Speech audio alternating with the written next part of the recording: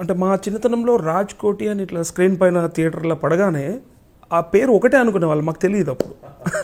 ఒకే పేరు డాట్ ఉంటుంది, చిన్న డాష్ ఉంటుంది, అయినా కూడా అది ఒక నేమ్ బ్రాండ్ అనుకునే వాళ్ళం మేము. తర్వాత తెలిసింది వీళ్ళిద్దరు వేరు కలిసి కంపోజ్ చేశారని.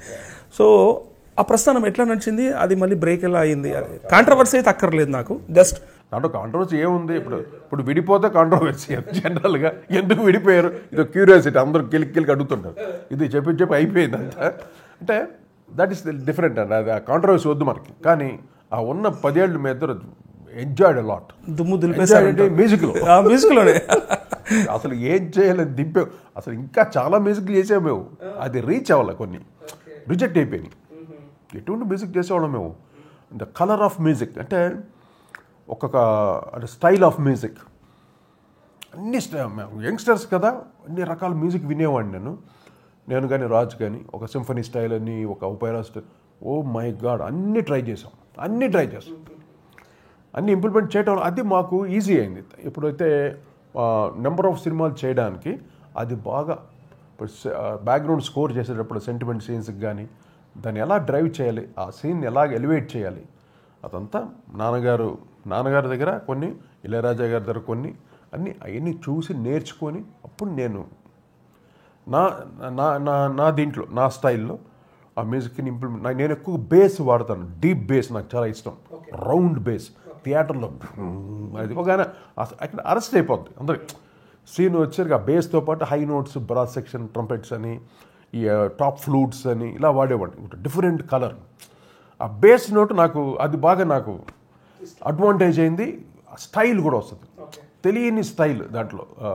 అట్లా మీకంటూ ఒక స్టైల్ క్రియేట్ చేసుకున్నట్టుగానే డిఫరెంట్ డైరెక్టర్స్, మిగిలిన హరీష్ జయరాజ్ కావచ్చు, తమన్ కావచ్చు, ఎవరైనా, దేవిశ్రీ ప్రసాద్ గారు, ఎవరి స్టైల్ని వాళ్ళు చూస్ చేసుకుంటారు కదా. మీకు అనిపిస్తుంటుందా ఇతనేంటి మొనాటని ఆ టైప్గా వెళ్తున్నాడు అని అనిపిస్తుంటుందా? మీకు తెలుసు కాబట్టి subject. Some times as a music డైరెక్టర్గా ఏంటి కొంచెం మొనాటని ఒకటే స్టైల్ అన్నట్టు అనిపిస్తుంటుంది. కామన్ పబ్లిక్ ఈజీగా గుర్తుపట్టేస్తారు కదా.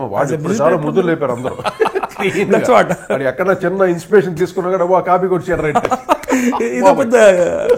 సబ్జెక్ట్ అయిపోయింది. ఇన్స్పిరేషన్ తీసుకున్నాను నేను చాలా పాట ఇన్స్పిరేషన్, ఎవరు తెలియదు, అది తెలియకుండా కొట్టాం అనమాట.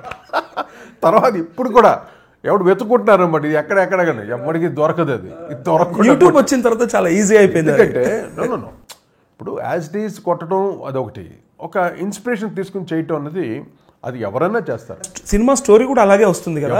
బాహుబలి వచ్చిందంటే బాహుబలి ఒకటే కదా, అంతకుముందు ఏదో ఉండుంటేనే అలా చాలా సినిమాలు ఉన్నాయి, దానికి రెఫరెన్స్ చాలా సినిమాలు ఉన్నాయి. మనం దాన్ని ఇక్కడ ఏంటి సక్సెస్ అంతే.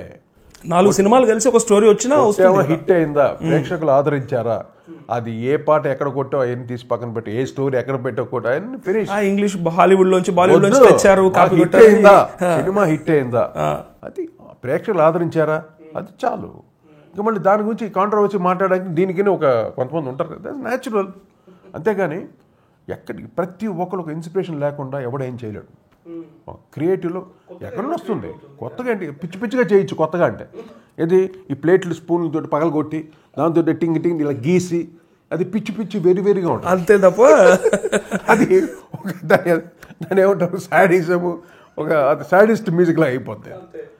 మ్యూజిక్కి ఒక పద్ధతి ఉంది, దాంతో అలాగా ఎవరికి చూస్తున్నది. ఒక చిన్న ఈ కలర్ ఆఫ్ మ్యూజిక్ చాలా బాగుంది, ఈ సింఫనీ కలర్, ఈ అరేంజ్మెంట్స్ చాలా బాగుంది, ఈ వైలెన్స్ తోటి ఈ మూమెంట్ చాలా బాగుంది.